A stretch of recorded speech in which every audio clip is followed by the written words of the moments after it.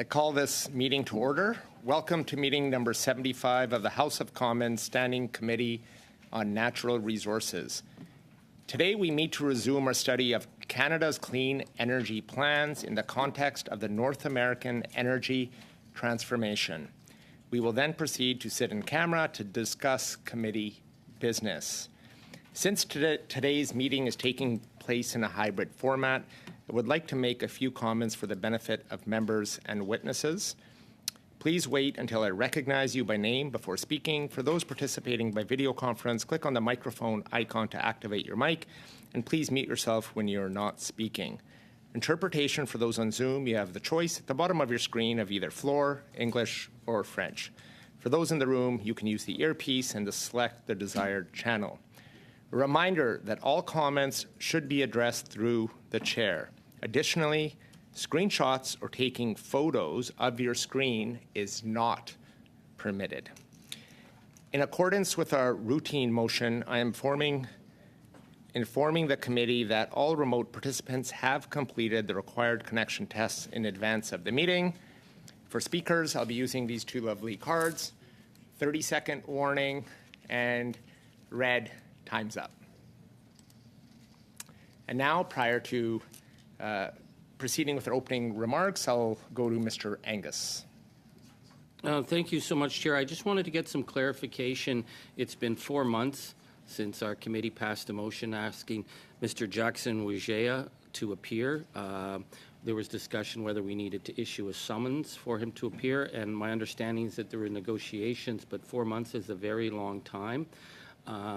We have been approached by Paper Excellence to come and have drinks with them at the Metropolitan. We've been told we could look at some of their documents. They've asked us to keep them all in confidence. We've agreed to all of that, but we have not had Mr. Wijaya.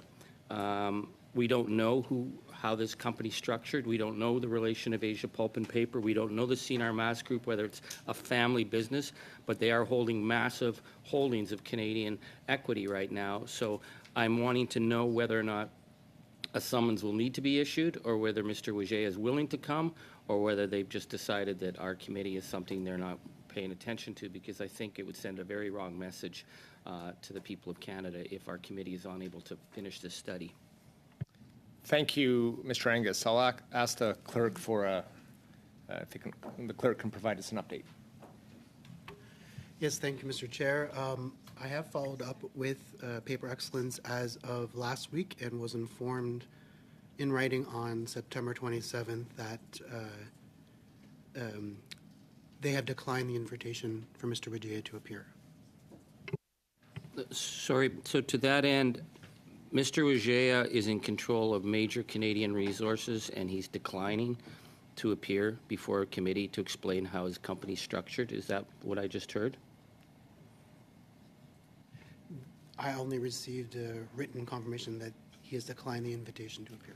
Okay, thank you. I won't take any more time, but we will be issuing a summons or asking the committee to consider a summons, because I think that is an absolute disrespect to Parliament and a slap into the face, particularly of people who are dependent on natural resource communities, and we want to make sure that we have a good corporate partner, not somebody who thinks they can just buy up assets and ignore. So I will be moving forward a motion. We can discuss it later. Thank you.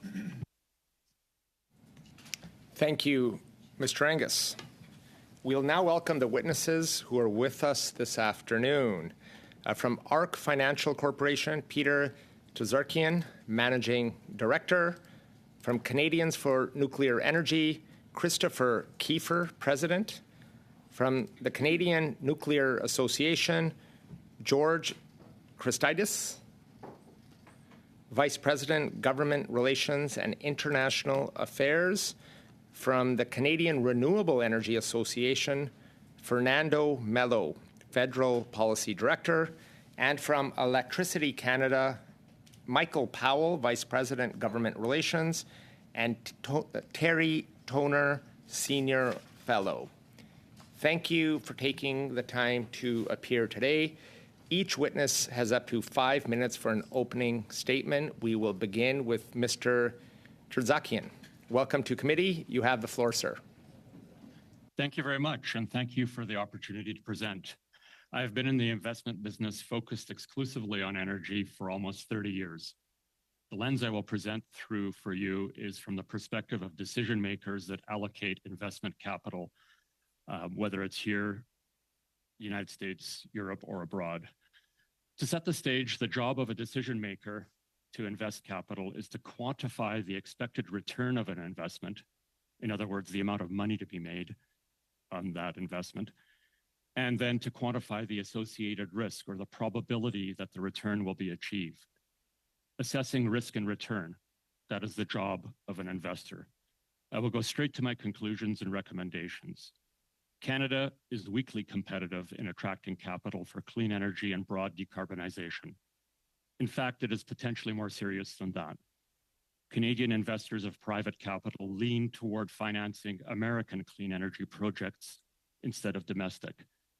In other words, Canadian capital is leaking to go finance American net zero aspirations. The root problem is not that our policies are necessarily financially inferior, in other words, the return side of the equation. It's that they are complex, dense, and difficult for financial analysts like me and others to properly assess the risk. The solution lies in consolidating and simplifying our energy policies, not adding complex new ones to try and facilitate the goal of financing net zero by 2050. I've spent the past 5 years working on how to quantify the risk of energy policies from an investor's perspective to finance any kind of energy project.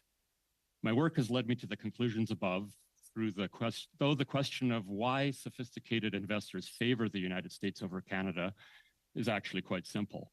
2 quotes from famous investors come to mind, from Warren Buffett and Peter Lynch, respectively. Never invest in a business you cannot understand. And Mr. Lynch said when talking about making an investment, you ought to be able to explain why in simple language that a 5th grader could understand and won't get bored. Generally speaking, incentives for investing in decarbonization projects and clean energy under the US IRA are simpler and straightforward, and there's greater clarity. For example, a solar panel manufacturer in the United States will be paid a simple payment for every kilowatt of capacity produced. A developer of carbon capture and sequestration projects receives a payment for every ton of carbon dioxide removed. In Canada, incentives are generally tax-based, which makes them more complicated to model in a spreadsheet. Policies that have complicated output-based performance systems and then surrogates and affiliated provincial level policies just tend to make them very complicated to analyze. That's not to say that Canadian offerings are necessarily less lucrative, depending on the investment. They are just more difficult to understand, especially from a policy risk perspective. However, the complexity of Canadian energy policies are amplified by what I call layering, chaining, and clashing of policies across energy systems. For example, carbon taxes for heavy emitters are layered with many layers of policy, often federal stacked on top of provincial. Then policies are chained. For example, a carbon tax on a producer of natural gas is chained with the specter of emissions caps, looming clean electricity regulations on natural gas power plant operators that then go buy that natural gas. And again, there are many layers on top of the chained policies at a federal and provincial layer. Now, that may provide satisfaction to those who want to heavily burden fossil fuel energy systems. However, the consequences spill over into confusion in the financing of clean energy projects that we want. Canadian policy architecture is such that it is based on heavy emitters financing clean energy projects through carbon markets. Yet private investors are less likely to invest in clean energy projects here because of the uncertainty of carbon markets. Our carbon markets are fragmented in this country. They are opaque and difficult to understand. Volatility of carbon pricing can't be assessed by an investor because of the lack of trading data that is public. In Europe, I can access carbon prices on my mobile phone. Canadian carbon prices are inside a series of black boxes. Investors don't invest in black boxes, nor anything that's dependent upon a black box. Further, if an investor doesn't have confidence that there will be buyers of carbon credits for clean energy projects, then their default will be to not invest in that clean energy project. Or the default is to pass on a Canadian project and find an investment in another jurisdiction like the United States that's easier to understand and has perceptually less risk in that project. I have been to many boardrooms among some of the biggest financial institutions and corporations in the country. The common refrain is policy is the #1 risk, followed by if I don't understand it, my default is not to invest. In Mr. short, policy Terzakian, if you could please wrap up. density, complexity, and opacity drives risk aversion and drives investment capital to jurisdictions where it's this. Okay, so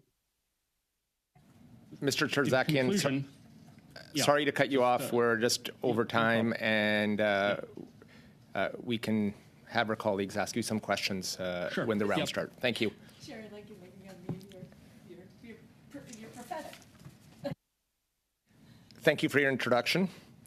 We will now move to Canadians for Nuclear Energy. Mr. Christopher Kiefer, President, for 5 minutes. Well, thank you for the opportunity to discuss Canada's response to the Inflation Reduction Act and why nuclear is essential to achieving a just transition for fossil fuel workers. My name is Chris Kiefer. I'm an ER doctor and the president of the grassroots advocacy group Canadians for Nuclear Energy. Our organization led the campaign to refurbish the Pickering Nuclear Station, which will save over 3,000 unionized jobs in the green energy sector. We find ourselves at an important historical moment.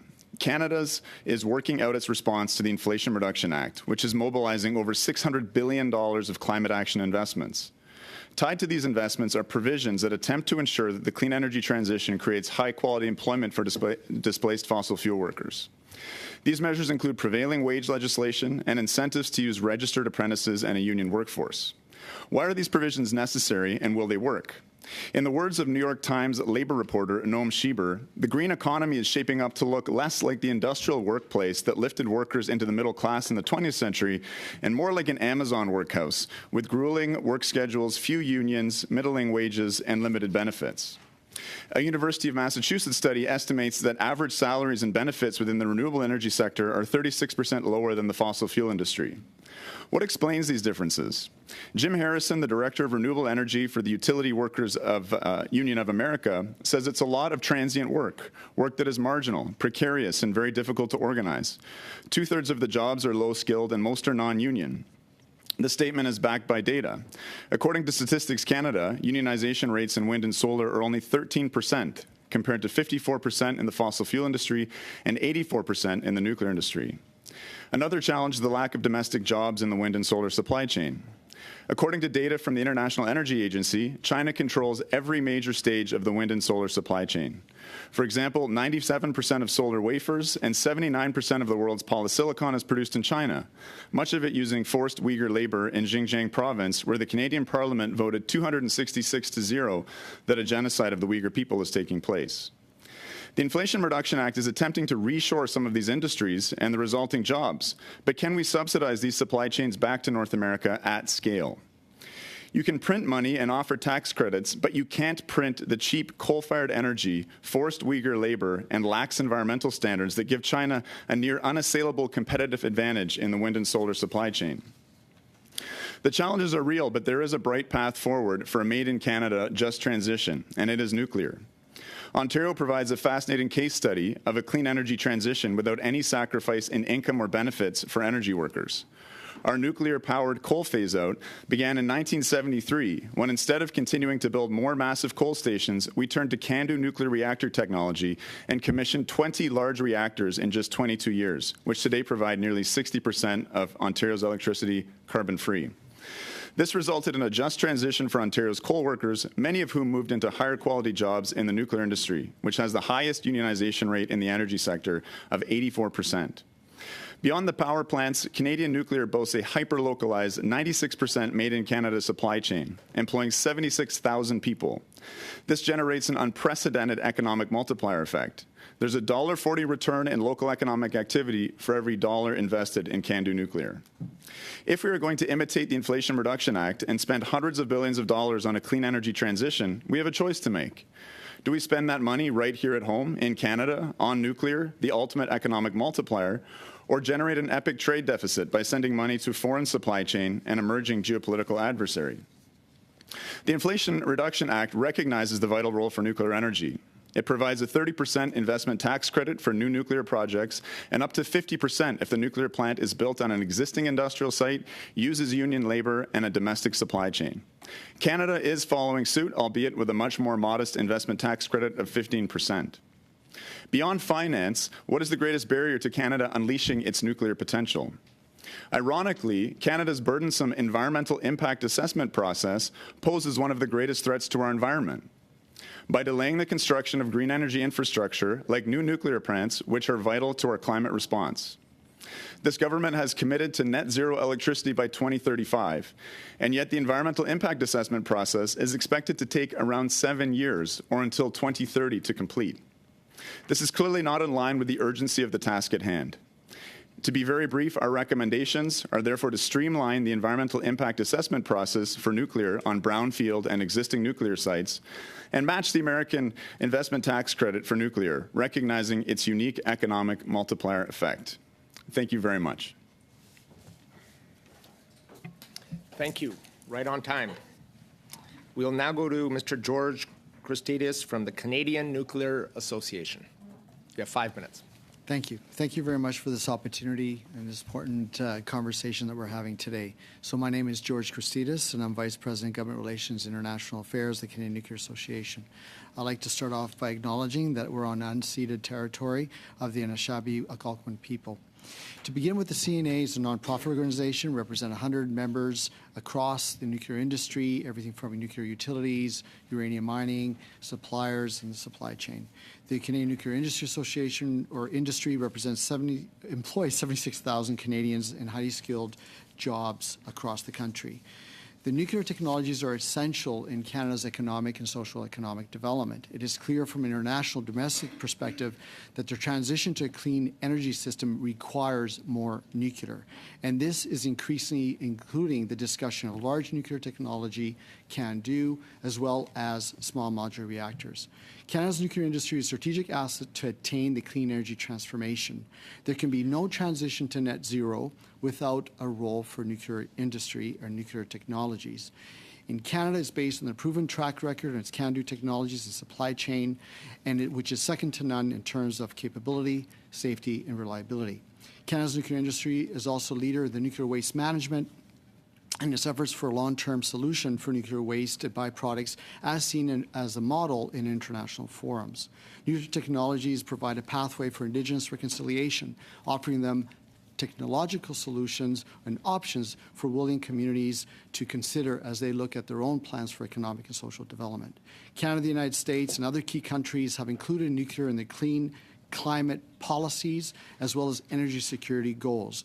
We applaud the efforts and encourage the continued support for the nuclear industry that has been shown by the Canadian government. We specifically applaud Canadian government's efforts in including the investment tax credit, nuclear definitions, as well as increasingly include nuclear and clean energy definitions.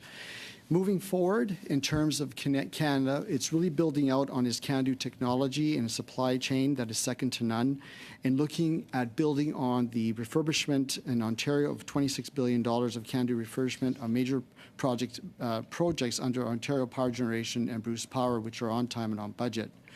Recently announced Canada-Romania $3 billion loan guarantee to support Romania's climate and energy security needs is an example of the benefits that this technology can provide both domestically but also internationally. On SMRs, Canada has a very good story to tell.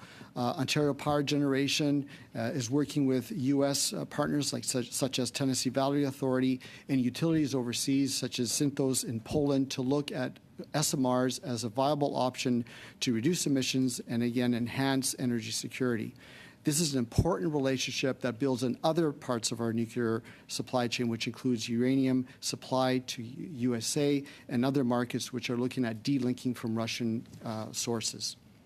The recognition of the fact that Canada and the U.S. are both competitors but also complementary in terms of some of the policy areas has to be considered.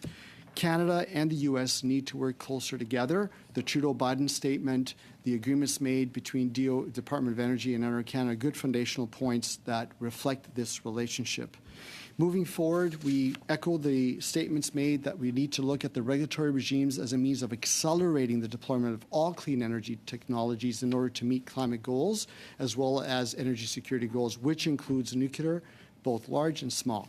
We also recognize and encourage the further refinement of the investment tax credit to reflect the principles of the Inflation Reduction Act in the United States, and specifically to take a look at the ITC as being broadly applied to the Canadian supply chain, that it does not preclude the access to other clean financing programs, such as loan guarantees from the CIB, and that the ITC recognizes the complexity of their nuclear refurbishment programs in a way that they're essential as part of the clean energy transition and not arbitrarily excluding projects set on set dates. So with that, I thank you very much. Thank you, Mr. Christidis, for your opening. We'll now go to the Canadian Renewable Energy Association, Mr. Fernando Mello. Thank you. Good afternoon, Chair. Thank you for inviting me to testify on behalf of the Canadian Renewable Energy Association as part of this committee's study. I would like to start by acknowledging that I am joining you today from the traditional and unceded territory of the Anishinaabe Algonquin people. CanREA is the voice for the wind energy, solar energy, and energy storage solutions that will power Canada's energy future. Our 350-plus members are uniquely positioned to deliver clean, low-cost, reliable, flexible, and scalable solutions for Canada's energy needs. This committee study is timely, as Finance Canada is wrapping up consultations on one of its key policy responses to the U.S. Inflation Reduction Act, the Clean Technology Investment Tax Credit. CanREA and its members are very optimistic about the opportunities this investment tax credit will create. This measure will allow companies investing in a variety of low-carbon technologies to recoup between 20% and 30% of their project capital costs as a refundable tax credit. When enabling legislation for this investment tax credit is passed, it will rapidly accelerate the deployment of technologies like battery energy storage systems, wind, and solar across Canada by strengthening the economics of these renewable energy projects. These investment tax credits will not only accelerate the deployment of new renewable energy projects, they'll provide real benefits for Canadian communities. This refundable tax credit will reduce deployment costs, allowing developers to pass along their savings, which should lower the price of electricity. The prevailing wage provision will also support the creation of good, well-paying jobs as turbines and panels are deployed in each and every province. Perhaps the only thing these investment tax credits do not do well is support Indigenous communities' efforts to develop renewable energy projects. And we would encourage the Canadian government to remedy this. CanREA and its members have made reconciliation with Indigenous peoples a priority, developing clean energy projects in partnership with First Nations, Métis, and Inuit communities across Canada. Utilities and system operators are on board as well, requiring Indigenous partnerships and project ownerships to participate in upcoming tenders. This is why Canada must include Indigenous entities in the Clean Technology Investment Tax Credit at the same rate as taxable entities. This is a simple legislative change that needs to be made. We recognize that the federal government has stated it will include Indigenous entities in the forthcoming Clean Electricity Investment Tax Credit, which is valued at 10 to 15% of capital costs. But simply put, this is not equal treatment for our Indigenous partners. It means Indigenous communities cannot claim an ITC of equal value that is claimed by their taxable partners. And this inability has created serious concern that the investment tax credits will reduce Indigenous opportunities to finance project participations at favorable terms. Unequal access to the ITCs for Indigenous partners must be remedied if economic reconciliation and projects are to move forward. Secondly, CanREA wants to stress the importance of investing in electricity transmission. The building of new projects funded partially by the proposed investment tax credit will help to the supply the increased demand for electricity associated with the electrification of more and more aspects of Canadians' lives. Some studies suggest that electrification will result in electricity demand growing anywhere from 2 to 3 times by 2050. This new generation will need to be connected to the grid with new transmission lines, a potentially massive undertaking that could prove costly to the ratepayer. While renewable generation is a low-cost option that may, in many cases, reduce the cost of electricity, long-term capital-intensive investments in transmission infrastructure may not have a similar downward pressure on electricity rates. Given that the need for new transmission is likely to be accelerated by the demands of reaching net zero, we believe there is a role to play for the federal government in supporting these investments. We note that the U.S. Inflation Reduction Act has provided close to $4 billion in programs that support electricity transmission. Here in Canada, it is important that incentives to support both the deployment of inter- and intra-provincial transmission lines are put in place so that more clean power can be connected to the grid. It is for these reasons CanREA recommends they modify the planned investment tax credits to allow Indigenous communities to access the clean technology investment tax credits and to provide incentives for deploying transmission lines across Canada. Thank you for your time. I look forward to your questions. Thank you for your opening remarks. We'll now go to Electricity Canada, Michael Powell and Terry Toner. And thank you, Chair. And I would also like to acknowledge that we're gathered on the territory of the Anishinaabe Algonquin people as well. Joining me, as the Chair said, is my colleague Terry Toner, who's a senior fellow with Electricity Canada and joins us after 42 years at Nova Scotia Power. We're an association that whose members generate, transmit, and distribute electricity in every province and territory. We do it with all kinds of power, and we have that relationship with the customer right up to the meter on the side of your house. The next 20 years are going to be about how electricity drives emissions reductions across the economy. All told, as Fernando said, we're looking at needing 2 to 3 times as much power as we produce now by 2050. What will it take to do that? It's going to take all of the above. We're going to need more power of all kinds, more hydro, more renewables, more nuclear, more transmission, and upgrades to the distribution system with innovative solutions. But how are we going to do it? To be successful, we have to get moving quickly, and we need the right mix of policy and regulatory tools to get building. The measures that were introduced in Budget 2023 and in the Fall Economic Statement in 2022 are a big step in the right direction and are part of the response. They are a recognition that there's a federal role to play in this. But there's more work to be done to be sure that these measures are as clear and predictable as promised so that our members can get moving. Let's talk a little bit about the investment tax credits, and this will echo some of the things that my colleagues have spoken about. We want to flag a couple of issues that we've made these comments to finance. The first, we think that Canada should remove the jurisdictional net zero requirement for the Clean Electricity Investment Tax Credit. It risks slowing the access to supports for projects that are able to get ready today for reasons that are outside of proponents' controls. If a project is clean and meets the work terms, it should be getting going. Secondly, the government should ensure that there's equal treatment for equal technologies between the clean electricity and clean technology ITCs, with an aim to harmonize the level of support between the two. Third, the Clean Electricity ITC supports transmission between provinces, but we think that there's a need, as we build out, for additional transmission within provinces, and that there's a role for the ITC to include focused transmission within the provinces, so intra, as well as for key distribution improvements that allow for the modernization of the grid. And finally, we want to make sure that worthwhile and projects that meet the definitions don't lose out on the value of the ITC for reasons beyond their control. The apprenticeship requirements under the labour provisions are an example of that.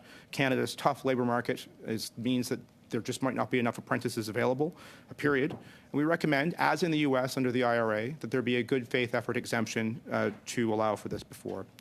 In terms of certainty, the budget had talked about the role for carbon contracts for differences, which are a tool that offers policy certainty for investments over the long term, minimizing stroke-of-the-pen risk for changes in the future. It's important that those get moving very quickly to get things going. Finally, after the financing, how do you actually get building on things? A few years ago, the World Bank ranked Canada 64th in terms of ease of spending and obtaining construction permits. This past year, we had Dunsky Energy and Climate Advisory interview stakeholders from across the country to identify barriers to getting things built. They found 5. The first is the planning process isn't aligned with the challenges at hand. The second, there's overlapping regulatory and approval processes. There's limited capacity within approval bodies, an ongoing shortage of skilled labor, and access to capital. To address these, we suggest that the government move forward with the one project, one approval framework as described in the budget, coordinate federal project permitting within a central government agency, not across however many budgets there are, and build regulatory capacity to deliver on net zero goals. And penultimately, I'd be remiss if I didn't quickly discuss the draft clean electricity regulations, which sit in the background as we think about building. As you know, we're still in the midst of the public comment period, and Electricity Canada will be submitting detailed comments. But just at a high level, it's worth underlining that as drafted, our members have not found that these will be workable, and there will need to be much more flexibility in the final regulations to allow for the affordable and reliable operation of the grid. Obviously, draft isn't final, and so there's work for us to do. I'll conclude just by emphasizing, in August, Minister Wilkinson announced the need for a Canadian electricity strategy. When our members are deciding to build a project, they look at everything, what's involved, the whole picture, as Peter talked about at the beginning. It's important that as we think about the government tools, we take a similar approach and that really focus on making sure we build out a strategy that mixes all of these things so that when billions of dollars are invested in projects that could last half a century, we are fit there. Thank you, Chair. Thank you for everybody providing us testimony today. Before we begin the round of questions, I just want to acknowledge Mr. Sheehan online and the Honourable Marco Mendocino for joining us at committee today. Thank you. And now, first round, we'll go to the Conservative Party of Canada. Ms. Shannon Stubbs, the floor is yours. Thank you, Chair. Let me just say at the outset that what I really wish is that each and every single one of you could have an entire day to talk about these things, although I suppose it should surprise no one that representatives of organizations for whom this is literally your expertise is actually concerned about the links between policy and real outcomes. And also, given that all Canadians in every province and in every region care deeply about the environment, want to reduce emissions, and also want to ensure that they have reliable, stable, affordable, accessible energy for their daily needs, while this country also accelerates and leads on clean tech and innovation. I just want to, given that fact, I just want to put a fine point on how important this discussion is, and thank each and every one of you for being here. Peter Terzakian, I wonder if I could just give you the opportunity to finish your concluding remarks, and I would appreciate, I think, for the benefit of all Canadians, everybody here in this committee and policymakers, for you to expand on the issues that you were talking about with layering, chaining, and pancaking policy frameworks.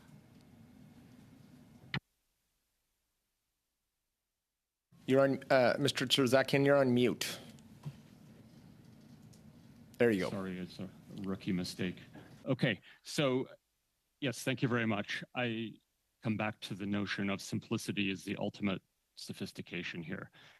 And that's got to apply to our energy policy landscape if we're to have any hope of attracting enough investment to achieve our net zero by 2050 ambitions. We need to be able to attract investment, not actually have money leave this country to finance other countries' net zero ambitions, which is what we are at risk of doing, and I would argue that it's already happening. And so instead of layering more potential policies at both provincial and federal levels, we should be considering consolidating and simplifying the policies that we have. The proposed clean electricity regulations are an example of layering a carbon policy on top of an already complicated and opaque carbon policy, which is the Greenhouse Gas Pollution Pricing Act. I would ask you to ask yourselves, why is this necessary to have two carbon policies stacked on top of each other when we haven't given the base carbon pricing policy a chance to work? Why don't we just simplify the GGPPA, or the Greenhouse Gas Pollution Pricing Act, harmonize it within provinces, and make the markets transparent and allow them to work? I'll just conclude by saying that it's really imperative that we get greater transparency in our carbon markets. The federal Greenhouse Gas Pollution Pricing Act is governed by the CATS system. Recently, I asked someone in my group to go get price history of carbon pricing. And the answer that we got back was, sorry, we can't give that to you. Well, what investor is going to be able to determine the volatility of carbon prices if the carbon trading prices are not available to analyze for volatility. So, I could, maybe I'll just be brief and just end it there. Thank you. One does wonder.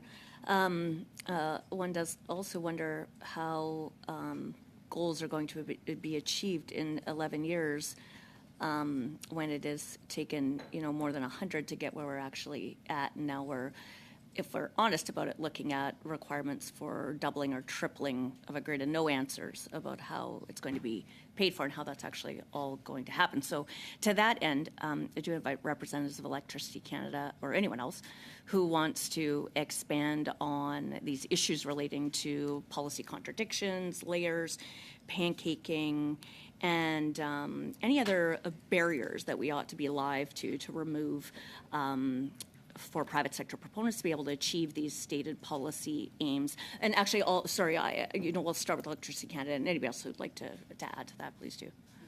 Maybe I'll just kick off by saying that there's, I talked at the end about the need for a Canadian electricity strategy or a clean electricity strategy, because I think if we look at the goals that we've set for ourselves in terms of electrifying other parts of the economy, buildings, cars, industrial processes, and how we build out the grid to support that, there's a lot of moving pieces all at once, and we need to make sure that we have a whole picture of it. And so when we look at the supports that the government's provided, we have to make sure that they are there, that they are clear and predictable, and there's we've made some suggestions about how they can move forward, and how we can get building. So I think we released a report earlier this year called Build Things Faster, which identifies some of those challenges and where the barriers are, and make sure we have a clear set of rules. And I think just finally, there's our sector is 84% non-emitting right now. Most of that. That hides differences between regions, and we've reduced emissions by more than half since 2005. So actually more than any other sector in Canada and all of Canada's emissions reductions to date. And I think we just need to make sure that we're focused on, building out and building on that success to drive reductions elsewhere in the economy. Did you say 20 seconds? Oh. Okay, well, in 20 seconds, can I just urge each and every one of you to also continue to contribute to this conversation, but make sure that you submit substantive written submissions for all of these points, because it's so critical for public policymakers and the politicians who make these promises and targets to actually be able to show you how it will be delivered. Or show all Canadians. So please do submit written material after. Sorry, Chair, thanks for your indulgence. Thank you. We'll now move to Vivienne Lapointe from the Liberal Party of Canada for 6 minutes. Merci, Monsieur le Président. Thank you, Chair. In your opening statement, you said that Canada and the U.S. are both competitors and collaborators. Can you expand on that statement that you made as it relates to the Inflation Reduction Act? Yes, thank you. Thank you for the opportunity. So from the nuclear perspective, obviously, we often have different technologies at play. But in some of these spaces, for example, in the small modular reactor, we actually are finding there's an evolution of a new continental approach to some of these technological supply chains that are actually finding themselves working closer, or will be working closer together, in not only in sort of the Canadian-U.S. dimension, but also in third markets. For example, I use the example of OPG's work that involves with Tennessee Valley Authority that also links Poland. So there's this creation of a new market around small modular reactors, and the government has done quite a bit in supporting that effort overall. At the same time, there is competition. There's competition. Large reactors, for example, we have a CANDU-based technology here in Canada. The U.S. has its own. But because of the climate crisis, because of energy security concerns, Canada, the U.S., and other like-minded countries are increasingly looking at working together. So I just attended a meeting at the Nuclear Energy Association at the OECD in Paris, where Minister Wilkinson and his colleagues declared that there's going to be a need for more nuclear. There's going to be a bit of a competition. The French have their technologies, the Americans have their technologies, the Canadians have their technologies, but ultimately you're going to need more clean energy to attain those climate goals. Nuclear, large and small, will be part of that. And there is a geopolitical dimension. The geopolitical dimension here in Canada is sometimes misunderstood, not necessarily in this room, but in the public, because thankfully, the war is very far away. But when you go to those spaces, you realize that energy security is fundamentally the driver, along with the climate, in making these decisions happen. So Canada, the U.S., and other like-minded countries have to kind of work together. I want to add just a supplementary example of that. We're in Sapporo at the G7 meeting, again, with Minister Wilkinson, and G5 countries signed an agreement, again, looking at developing the Canadian nuclear option, as it were, in terms of technologies and uranium and nuclear fuel to de-link from Russia. So therefore, we as Canadians have a choice to make. Is there a climate crisis? Yes or no? Therefore, nuclear has a role. Is there an energy security issue at play? Yes or no? Nuclear has a role. So that's the dimension, and there is a competitive notion because there are different technologies at play. To get to nuclear energy, we need to acknowledge the critical role of uranium mining that it has in that process. And uranium is included in the list of Canada's critical minerals. And included in our critical mineral strategy is a focus on job creation and investments. So my question to you is, on the road to nuclear energy, clean nuclear energy, starting from extraction and processing of raw materials, what is needed for your member organizations to feel secure in investing in production here and to keep as much as possible of the process here in Canada? Well, thank you for that question. And I think my statements, maybe I read them a little fast just because I was worried about the time, but certainly Canada is a leader in the uranium mining. Cameco is an example of that great company, providing a lot of jobs in northern Saskatchewan. Indigenous communities are part of their efforts in terms of the jobs and procurement processes they have. And in terms of the uranium mining perspective per se, but I'd say that the industry at whole, it really comes down to a certainty around the regulatory regime to some extent, just making sure that the regulatory regimes at place reflect the need to accelerate the deployment of clean energy, including the sourcing of these critical minerals. So I think it's just a recognition that as the government, as parliamentarians are looking at these regulatory processes, they have in mind how the need to accelerate the deployment, accelerate the development of these resources is really important.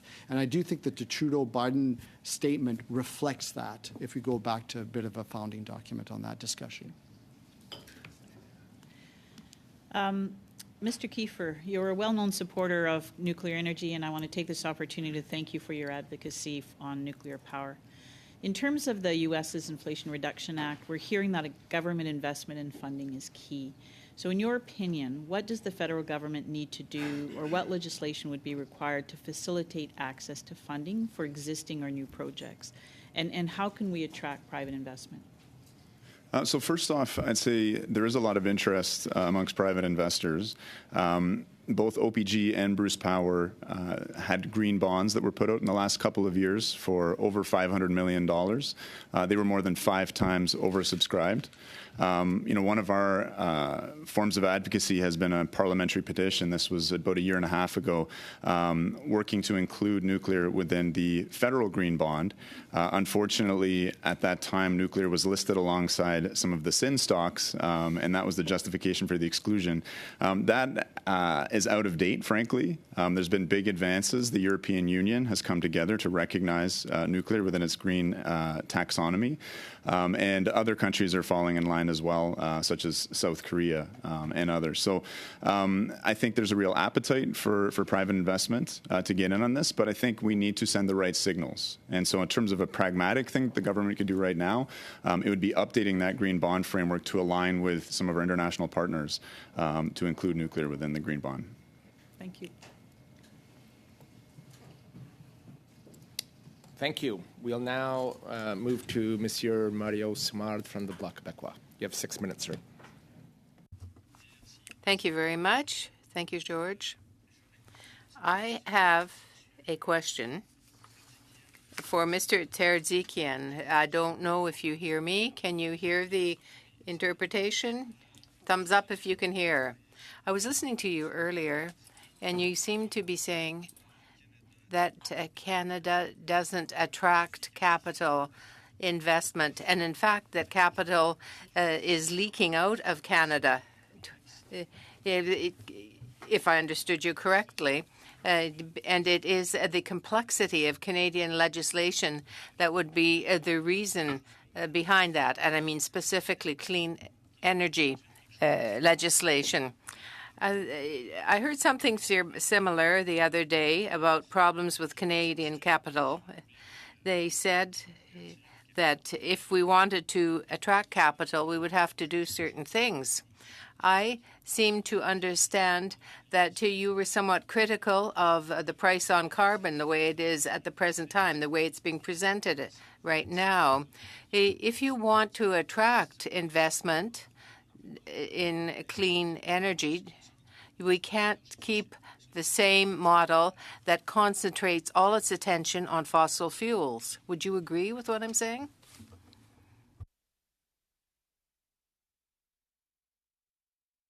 You're on mute, Mr. Tzarkian.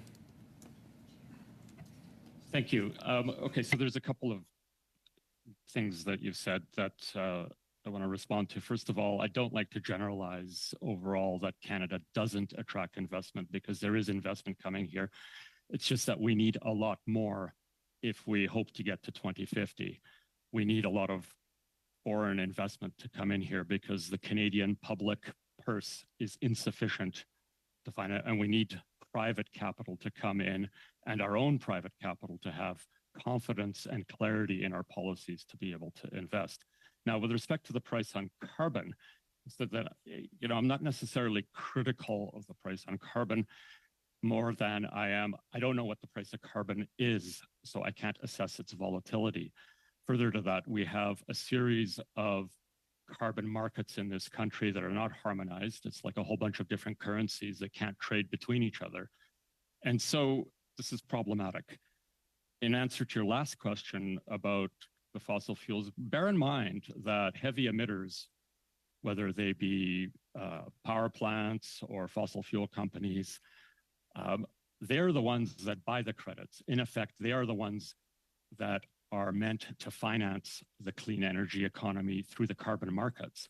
So it is not in our interest to damage the markets that are the source of capital, which we need so much. So we need public financing to get things going. We need the carbon markets and the heavy emitters to help finance the transition to the clean energy economy. And we need private capital to come in. Merci. Désolé, j'ai pas. Thank you. I'm sorry to cut you off. I understand what you've been saying, but I do think we need balance.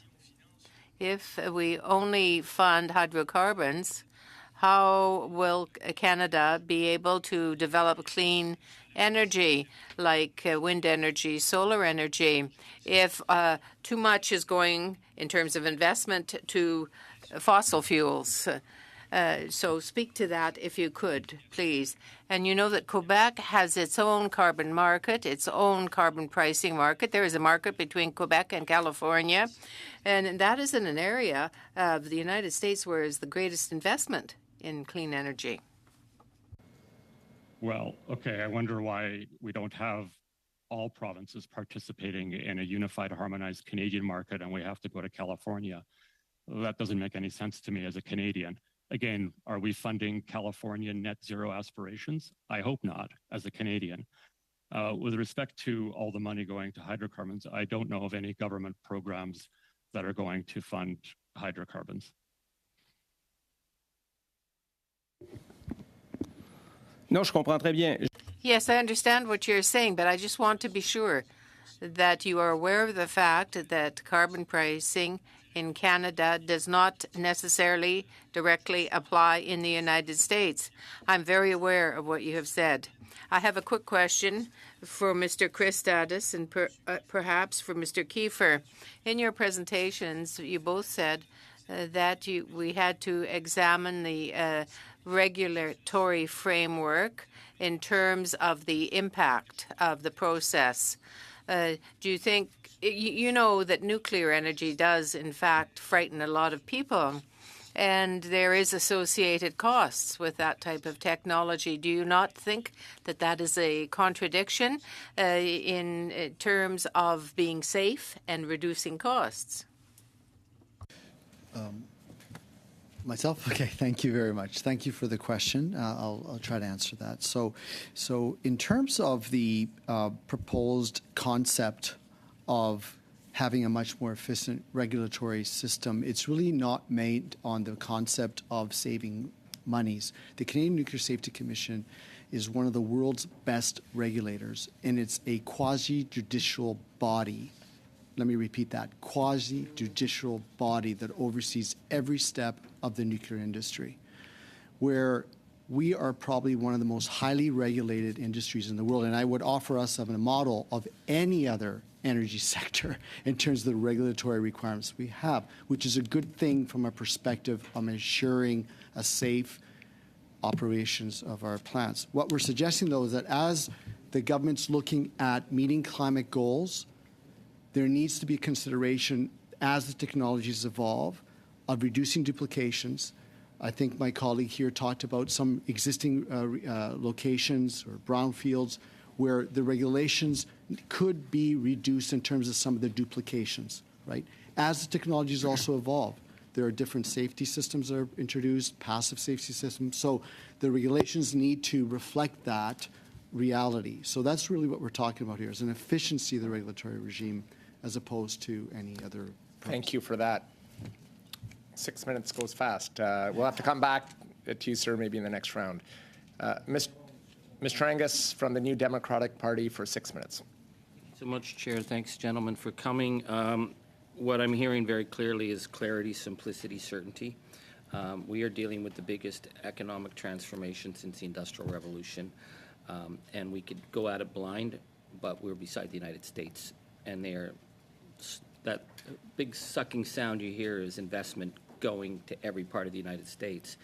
So I just want to start with you, Mr. Mello, for your members.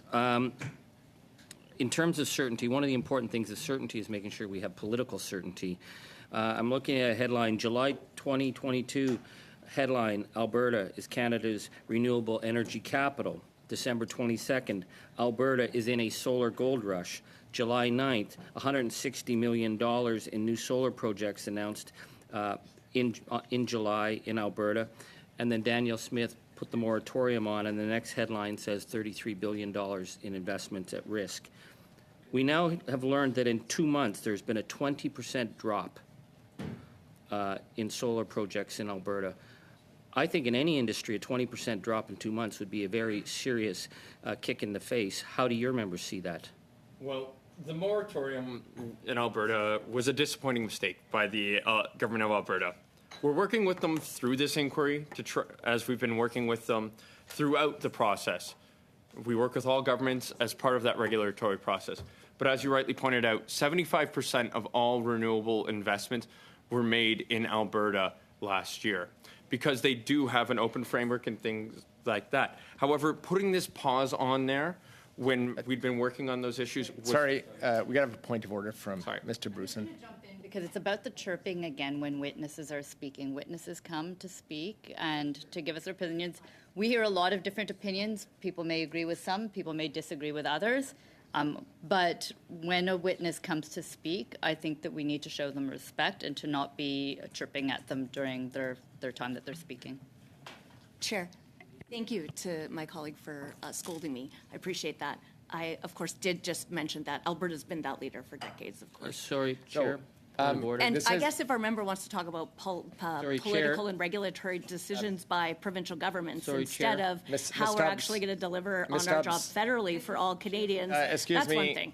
Ms. Stubbs. Chair, can I just ask Mr. for a Angus little has the bit of- floor, Thank and you. Mr. Mello I is answering listen a with question. respect. I find that heckling and insulting and trying to intimidate witnesses is not becoming. So I'd ask Ms. Stubbs and her party to stop this so we can continue. And I'd like to ask Charlie, if I I was could get talking my to you, time. though. I've paused. Mr. Angus, I've paused your time. Back so I could just ask some simple questions. I've paused your time. Thank you. I will ask all members to please allow the member to ask the question and the individual providing testimony to be able to provide their testimony as a courtesy. So let's all please work together and give everybody the time and respect that they've given to be here today. Okay? Thank you. Thank you. Thank you. Mr. Mello, sorry, Mr. Angus, the floor is yours. Well, I'll continue. I'm very sorry that this happened to you. I think the issue that I'm asking about is I just spoke with people who are in the clean energy business who told me that when they're looking for investment, the first question they're being asked now is what jurisdiction you're in, because they are not going to get money in a jurisdiction where they can't trust the politics. Is that what your members are hearing? Our members are hearing that it is very difficult to acquire capital if you cannot build or cannot acquire permits. My members are really hopeful that we will be able to get back to this and get ready to go in February.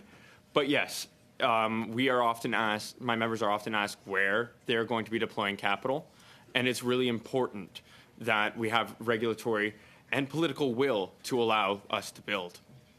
Yeah, I asked this question because it is so important. When we're looking at $110 billion investment in the United States, we're looking at Texas, where the solar and wind capacity has just exploded.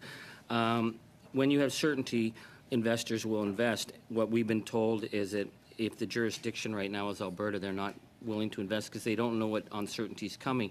Do we have other jurisdictions in Canada who can pick up the slack, because we can't afford to lose this investment to the United States? I can say that many provinces and system operators are issuing calls for power across this country or are preparing that. I can think Ontario has some, Saskatchewan has several, the province of Quebec is beginning its process as well. We have a very favorable integrated resource plan coming out of Manitoba that is looking at wind as a possible way to build up their grid and continue to grow. In Texas, again, which is even further right than some of my conservative colleagues, there's 800,000 clean energy jobs there. They've got through a brutal heat wave with the air conditioners running full out because they had wind solar capacity. Whereas Daniel Smith has rented a truck driving around Ottawa saying that the power's gone out. That's not a good way to attract investment, I don't think. I'm not a conservative. That's how they think they get it. But I want to ask you, in terms of Texas, they lowered the cost of electricity for consumers by $11 billion last year by the switch to wind and solar. Are your members able to provide lower cost energy for Canadians looking to get renewables on the grid?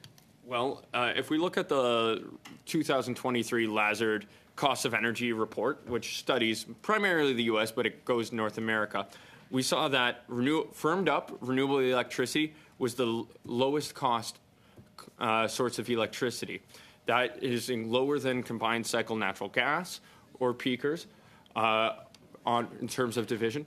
It will take all forms of energy to get us across the line, but it is shown that when you put renewables, we reduce prices. I'm running out of time. I'm fascinated by the prevailing wage conditions, which is something New Democrats fought for to make sure we're getting good union jobs. That your members are supporting the prevailing wage conditions so that we are actually putting good jobs in the field. We noticed that we've lost $45,000 in the oil operations because they're gone to automation. We need to replace those jobs. Are your members supporting this move for prevailing wage conditions and apprenticeship training? We are incredibly supportive of those prevailing wages. We are simply asking for guidance for each jurisdiction. As we know, there are some complexities when way it's worked throughout Alberta, Saskatchewan, particularly as the way those labor agreements do structure. Well, and very quickly on Indigenous, what do we need to do? We need to make sure that Indigenous entities, be that communities, companies, or individuals, can access an investment tax credit at an equal rate as their taxable partners. It is unfair to list otherwise. Thank you very much. Thank you, Mr. Mello. Thank you, Mr. Angus. Mr. Dreeshen for 5 minutes. Thank you very much, Mr. Chair. And to Mr. Mello, you had spoken about the low cost for solar and wind. I suppose this is a good time for me to mention that whatever it is we use, we should be talking about the energy requirements from the first shovel you use to dig something up to the last shovel you use to cover it up. So that is the real cost. It's not just how much energy you can get out of something that you're going to buy at Costco. So I think that's the first part. The other thing is last week, ATCO was here, and I asked them the question, just how much money do you put aside for decommissioning solar and wind projects once they've outlived their usefulness? This is the question that Albertans were talking to their governments about when they said there better be a moratorium on this, because as landowners, we have no idea what the consequences are going to be and the costs to either the provincial government, the municipalities, or the landowners. So that is the reason for the pause that we have at this point in time. It does seem to be a political football, however, around here. So I guess the first question that I would ask you, Mr. Melo, what numbers does your industry give those provinces, the municipalities, and landowners so that they would know the cost of reclamation? I'd be more than happy to speak to the cost of reclamation, sir. Now, we actually have a memorandum of understanding with the RMA, Rural Municipalities Association of Alberta, and we are working quite closely with them on this issue and have been for years. I'm very excited to actually say that we are working on that. Now, one of the great things about ours is we build in our land lease agreements with landowners. I have to understand that renewable power projects are built with the consent of landowners, and part of that is reclamation and retirement. I can't speak to the individual costs built in. Thank you very much. I would just ask you to speak to the Farmers Advocate from Alberta, because this same discussion has come into place, but they do not believe that the relationships that you have are strong enough to protect them. So again, this is part of the reason why some of this is being discussed. Hopefully in 5 months, we're going to have that all sorted out so everybody can have faith in that regard. Mr. Terzikian, some of the things that I've been talking about for a long time were mentioned in your testimony. And in order to have a level playing field, it's important that industry be aware of and be able to discuss the impediments that are faced by Canadian investors compared to their American counterparts. You spoke of some of the things. U.S. doesn't have a carbon tax. The only significant pipeline, Keystone XL, was canceled day one. Hardly a measure of good faith between our two nations. So when we talk about the Trudeau-Biden relationship, it only goes one way. The second part, when we talk about currency, we used to have, as the price of oil went up, we could see something happening with our dollar. Obviously, we're out of that game. The U.S. leaders see a business case for LNG exports around the world. We don't.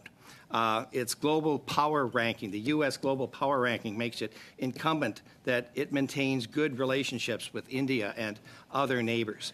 So these are the sorts of things that we have to consider. Ms. Stubbs earlier had mentioned if there is a way for you to address those issues, get them through our amazing clerk so that we have them, not just so that we can take a look at them, but these are necessary items for us to be able to put into this report, and we can draw from them. We might not be able to ask you the questions here and to get the responses, but it is so important for us to be able to do that, because that is how a real report is going to come about. I suppose, Mr. Terzikian, could you discuss a very simple item, the difference between investment tax credits and production tax credits, as many of us believe is sort of the way in which the U.S. is covering some of the projects? Sure. So simplistically, a production tax credit is every time you produce a unit of something, you get a payment. So for a kilowatt of solar power, so from a solar panel, the United States government, as it's produced, will give you a payment of, I think it's, I don't know, depends, say 7 cents a kilowatt of production. An investment tax credit means that you first have to make the investment, put your money up front, and then get your money back after by offsetting the taxes you have to pay on your profitability. So it's a more complex way of thinking about it. It doesn't necessarily mean that it's less financially, lucrative, but it's more complicated to model, especially when you have the layering and chaining and clashing policies all across the energy system. And then on top of that, the uncertainty of the volatility of the carbon markets that are opaque. Thank you, Mr. Terzikian. Sorry to cut you off. We've gone over time. Yeah, thank you. We'll move over to Mr. Sobrara for 5 minutes. Thank you, Chair, and good afternoon, everyone. Thank you for your individual presentations.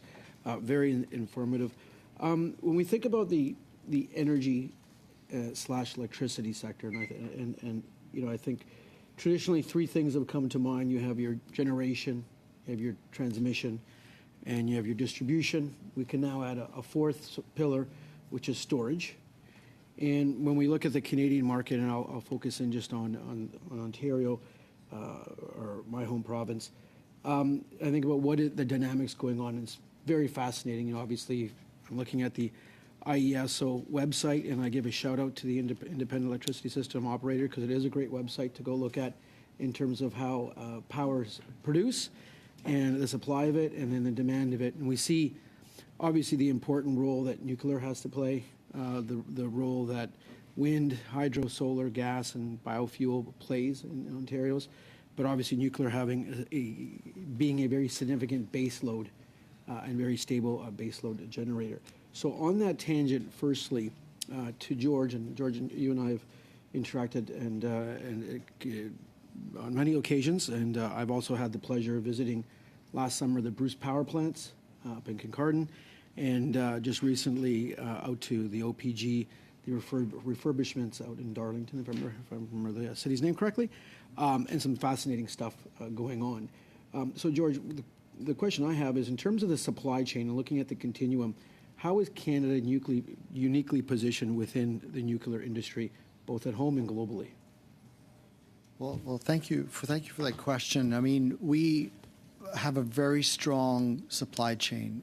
The fact that the refurbishment programs, let's just start there, of OPG and Bruce Power are on time and on budget, and some of those projects are actually ahead of schedule, and they went through a pandemic that way.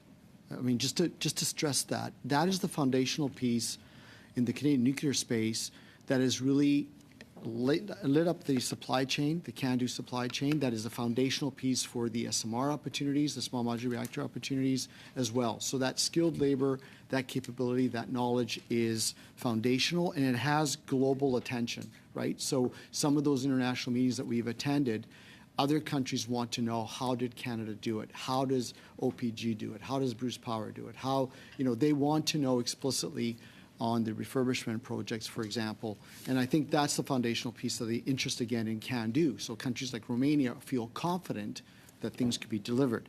And I think with this moving forward, just the reinforcement of the role of nuclear in a consistent way, whether it's green bond definitions, whether there's ITCs that mirror up with the U.S., with the inclusion at COP, for example, and explicit statements that inclusion that nuclear is part of the menu of clean energy technologies, a menu that makes sense for different jurisdictions to assemble their technologies. I think that's key. No, thank you, George. And I do want to get on the record, we look at the landscape out there. We do have leadership from Cameco. We do have leadership from Brookfield. There are many, when it comes to the production of isotopes, for example, for medical uses, needs to be highlighted. I do want to get on the record that I think there was a mention prior to in some of the testimony with regards to the ITCs. There's two ITCs that are applicable really to the electrical sector when it calls it. There's the 15% one, and there's also a 30% one. Depending on which entity is undertaking the activity, there's an applicable one for 15%, I believe would be for Crown corporations, and a 30% one if there's SMRs. So, for example, Hitachi's made the announcement out in Darlington. I believe they would be applicable. I could be corrected, but my understanding is that would be applicable to that. Moving on to Mr. Powell, I'm not sure how much time I have, but the Electricity Canada, we're at 84% in terms of having a clean electrical supply today in Canada, which is very high. How, in your thing, and I listened to your commentary and your recommendations. I want to go over the blues when I have a chance on that. In terms of your view, in terms of how big of a competitive advantage is Canada's just current electrical supply being clean and green? I think it's a big one, and I think that's one of the reasons why you see companies locate in Ontario and Quebec. I think that it's not something we can take for granted, though. So as the system grows, we have to make sure that we keep the system, keep it as clean and get cleaner as it is, but that it remains reliable and that it remains affordable as well. So there's a balance to all these things. Just want to say thank you, gentlemen. Thank you. Thank you. Thank you. Now we'll move to Monsieur Simard for 2.5 minutes. Je voudrais vous laisser peut-être l'occasion. I should give you the opportunity to answer the question that was put to Mr. Kiefer earlier about what you presented in your presentation about the simplification of the impact process. The issue at play here, and this touches on the financeability, is the duration of the environmental impact assessments. This is a 7-year process that's being forecasted, and that is far too long given the race to net zero that is on. In terms of the streamlining that we think should be happening, this is not about cutting corners. There's simply too much duplication within the legislation. So the nuclear builds that are being planned in Ontario in the near term are on existing nuclear sites. And these are some of the most intensively environmentally monitored sites in the world. So every 5 years, reports are being submitted to a number of entities like Department of Fishery and Oceans, not just the Canadian Nuclear Safety Commission, but also the Ministry of Environment and Climate Change, the Ministry of Conservation and Parks. So there's a lot of active monitoring occurring on site, which should be worked into the agreements. There's work to do, I think, more on Indigenous consultation, and I think that's what the operators are wanting to focus on by using the existing environmental data that they have to, again, streamline that process so there's not duplication, so that we're not wasting time. Merci. Thank you. I don't have a lot of time, but to Mr. Powell, in your presentation, you indicated that by 2050, we'll have to have tripled the production of electricity that exists at present time at the rate that exists. What do you see as a way to reach that goal? What would be the path that we would have to follow? What type of production would you have to authorize? Yeah, so it's a little bit of everything, or it's a lot of everything. But I think, we've heard a lot of it. So it's, more hydro, more nuclear, more renewables, more batteries. I think part of it will come down to innovations with demand management of the distribution system. But we got to get creative and we got to get going. And so I think when we think about the financial mechanisms in the ITCs, there has to be clarity so that people can get moving on them. And I think in terms of getting building, we need to make sure that there's a clear and timely approval process that doesn't cut corners, but that focuses on the need. Juste une question. Just a quick question. Has Electricity Canada have any models with respect to how it would be done that? Have you done any modeling about energy sources? And if you have, can you give it to the committee for our purposes? Our members, such as the ISO, have modeled some of these things out, and we can look to see what's publicly available and share them. Some of that's been mentioned in terms of things like integrated resource plans. Thank you. Thank you, Mr. Smart. We'll go to Mr. Angus for 2.5 minutes. Thank you. One of the big issues, of course, is the grid, and that's going to be a separate study. One of the things that really was a disaster for the provincial Liberals in Ontario was the partial privatization agenda that went on, and at the same time, the FIT contracts, which seemed like great ideas. They gave all kinds of micro contracts to people to put green power, and then they couldn't get it on the grid, and then consumers were stuck paying for it. So, Mr. Powell, what do we need to do to get the grid capacity up so that we can move these projects online? So we've identified a few things. One is literally just make sure that we're able to match the regulatory tools we have to the challenges ahead of us. Some of that's in terms of building, some of that's in terms of economic regulation, which is at the provincial level.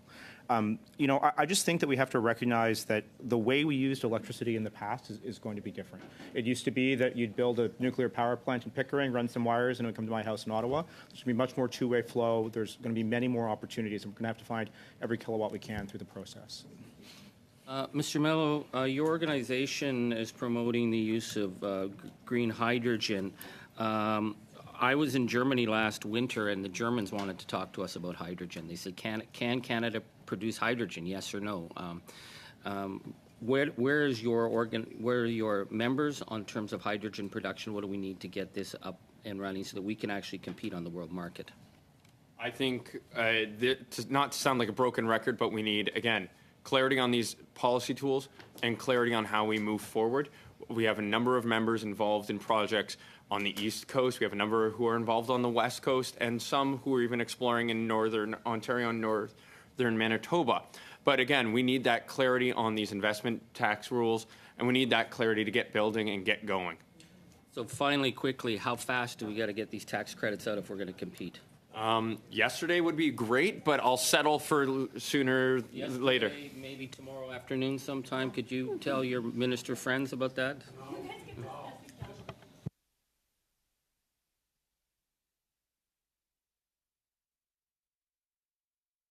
Well, I mean, if the Conservatives could ask you guys to get the price of potatoes down by Monday, we should be able to get the tax credits, don't you think? Charlie Yeager. Time's up. Thank you. Thank you for the questions, the answers, and the color commentary. We'll ask. That was why I have a love-hate relationship with Charlie Yeager, though. We'll move. That was pretty epic. We'll move for 5 minutes for Mr. Falk. Please, the floor is yours, sir. Okay, thank you, Mr. Chair, and thank you to all the witnesses for your presentations. It's, as Ms. Stubbs has indicated earlier, it'd be nice to have more time. But I'll try and get started. Mr. Christidis, I'd like to begin with you. You made a comment that we have to decide if there's a climate crisis, and if there is, then nuclear works. So to me, that tells me you're not convinced we have a climate crisis, but it also begs the question in me, does nuclear not have a business case? I'm giving you a chance to clarify that. Thank you. No, that is not the intent of my statement at all. The point is there is a climate crisis, but to some of the skeptics that question the role of nuclear, who also propose that there is a climate crisis, is to those folks that I like to say that if you're proposing that there's a climate crisis, then all clean technologies need to be on the table. And the government's come out very clearly on that. And it's actually a nonpartisan issue in the sense that you have a federal government that supports that view. You have provincial governments like Ontario that supports that view. So my point there is to say that to address climate change, nuclear has a role as other clean technologies, and to address energy security, nuclear has a role. Thank you very much. Yeah. Thank you, though, for the opportunity. And Mr. Kiefer, there's a lot of points I'd like to follow up with. You talked about the regulatory environment a little bit, but you also mentioned that in the fossil fuel industry, the wages are actually quite phenomenal, and that in the clean energy sector, that is not the case. And we hear about how, there's fossil fuel, there's energy workers out of work that need to be transitioned to clean energy for good union-paying jobs, but you say that doesn't exist. And maybe you want to expand on that a little bit and also on the nuclear. Sure, yeah. That is a real challenge. Jobs within, say, solar, for instance, 2/3 of them are low-skilled. People are trained in a course of weeks, and that does not command high wages. These are not working environments where people can get together and form a union and negotiate. They're moving from project to project. These aren't tied into communities the way that nuclear plants are. I would say that nuclear does offer as good or better jobs, and we saw that in Ontario with coal. I'm good friends with a former operator at the Nanticoke coal plant who transitioned over to Bruce Power. He loves where he works, and he's more, I think, open to the climate argument now that he's sort of a champion of it. I just wanted to follow up on the question to Christidis, if I may, a little bit, in terms of can nuclear play a role in terms of climate. First off, uranium is our #1 clean energy export.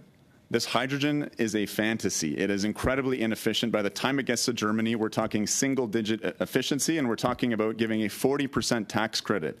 That's billions and billions of dollars to a process that's ridiculous. Frankly, if Germany hadn't shut down its nuclear plants, it would get more than enough electricity compared to that hydrogen alliance. So uranium is our #1 clean energy export. It offsets fully 1/3 of Canada's total all-sector national emissions. Think about that for a second. That is massive. The second thing is the coal phase in Ontario here. We were 25% coal powered. That was the single greatest greenhouse gas reduction in North American history. So nuclear is absolutely a proven climate tool, if that is your concern. If your concern is dignified jobs and really a democratic approach, because fossil fuel workers don't want to work for 36% less pay. They won't accept that. So if we want to have a democratic basis for an energy transition, we have to be offering jobs that are even better than what they currently have. Okay, thank you for that. That clarifies things. In my riding of Provencher, AECL was located in there. It's since been moved to a different riding. But they're in a decommissioning phase. And at one time it was said that we had the highest per capita rate of PhDs in the country, because those are the kind of jobs that are attracted to nuclear. Can you just briefly tell me why we're decommissioning that site from your perspective? Can you clarify which site that is? The Pinawa site? in I'll defer that question to Mr. Cardenas, if you don't mind. Sure. It was a government of Canada decision back in the day as part of its restructuring process. It really wasn't an industry decision. So I'd encourage you maybe to get clarification in terms of that back in the day as the government at that time was looking at that. Yeah. Thank you. And so to Mr. Terzakian, you've talked about the flight risk that there is for capital here in Canada. Can you also expand a little bit more on what you'd like to see from a regulatory environment that would create more certainty and ensure that the capital doesn't flee? Yeah, so from the regulatory standpoint, I agree with the comments that have been made that it takes a long time to get permitting and such. And because this energy transition is so much about building infrastructure that goes in between the front end, say, generation primary sources of energy like wind and solar, and the back end of people buying, say, electric vehicles, the piping and the wiring and the stuff in between requires much faster permitting and regulatory certainty if investors are going to bring their capital here. Okay, thank you. I think my time is up. Thank you, Mr. Falk. We'll now turn the floor over to Parliamentary Secretary DeBruson for 5 minutes, the final 5 minutes. Thank you. Well, thank you so much. So we've heard a lot today about the need for certainty, just being able to have kind of a long-term view on how things are working. And Mr. Powell, I believe that when you were speaking, you specifically referenced contracts for differences and the value of contracts for differences in providing that certainty. And as I would understand it, if you had contracts for differences, then the carbon price would be set and people would know that that would be the price continuing or whatever the process would be for it. Perhaps if you could talk to me a little bit more about contracts for differences and why you think it is important for the regulatory certainty for clean energy. Yeah, I think it's, if we take a step back, if you think about building a, say, a carbon capture facility on a power plant, that's, potentially, certainly $1, maybe $2 billion. And as an asset, it will last many years, 20 or 30 years. And there is a policy risk for change in some of the financial assumptions that are made with that over the life of the project. And this isn't just a 2-year thing or a 10-year thing. It's a long period of time. And when our members are looking at making a business decision, and when the financial organizations that look to lend them money, they look to make sure that there is, some opportunity to make sure that there's a hedge against that. And that hedge cuts 2 ways too, because if set up properly, if the carbon price goes up, the government can make some money on that front. So it's a matter of building in the policy certainty over a long period of time that is part of how you get to a final investment decision. That's, again, a whole suite of tools, right? Like, are there the right financial incentives? Can you get things permitted quickly? Are there clear rules now into the future that will make sure that, your 7-figure investment, 8-figure investment will last, 9-figure, whatever the number is. I'm a historian. Will get you through to when it's done. Sure. I guess if industry is watching and seeing that motions are being brought or particular parties are vowing specifically to remove carbon pricing, does that create uncertainty for the market when people are looking at investing in clean energies? I mean, I think if we're being honest, there's a lot of uncertainty just period right now in terms of where some of the pieces are. There's the financial tools that are still being deployed. We're working through the clean electricity regulation process. And then there is uncertainty going forward about what carbon pricing will look like. Uncertainty, as Peter said, is bad for decision making, and it slows us down in terms of the investments that we have to make to get ourselves to 2050. So I think that's where our focus would be. Okay. If I can just go to Mr. Mello too, just about contracts for differences. From what you see with the renewables industry, would contracts for differences support further investments in your industry? It all depends on the context. In jurisdictions like Alberta, which do have a credit system and a variety of other things layered in and interwoven with their electricity system, it would really provide some certainty.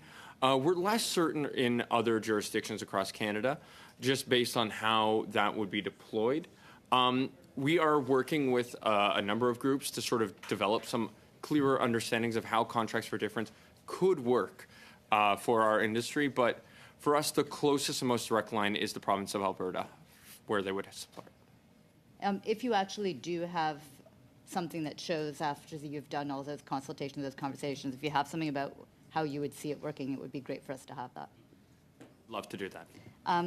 If I could go to Mr. Kiefer, because you spoke quite eloquently about coal and reliance on coal in some parts of the world, and also about the need, how nuclear can replace it. We certainly saw that in Ontario, with the fact that, being from Ontario myself, moving from average of 55 smog days in a year to 0, having a really big impact on us because of nuclear. Just recently, we had a deal with Romania.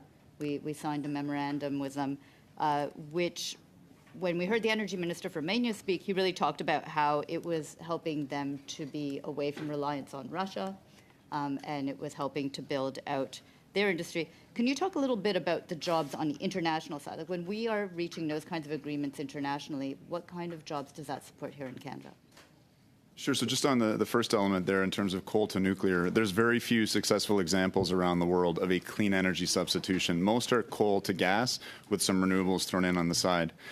With regards to the Romania deal, details are still pending, but 100% of that export finance will be going to Canadian companies, stimulating the Canadian economy, which again provides those incredibly high quality and skilled jobs.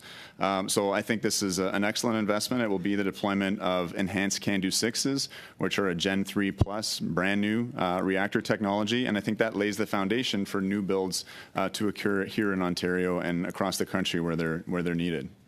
Thank you, Mr. Kiefer. I want to thank all the witnesses for joining us today. If you would like to provide a supplemental submission, please send it to the clerk. Once again, thank you so much for your testimony, and we look forward to seeing you again at a future committee meeting. Thank you. Now, I will suspend as we go into camera for committee business.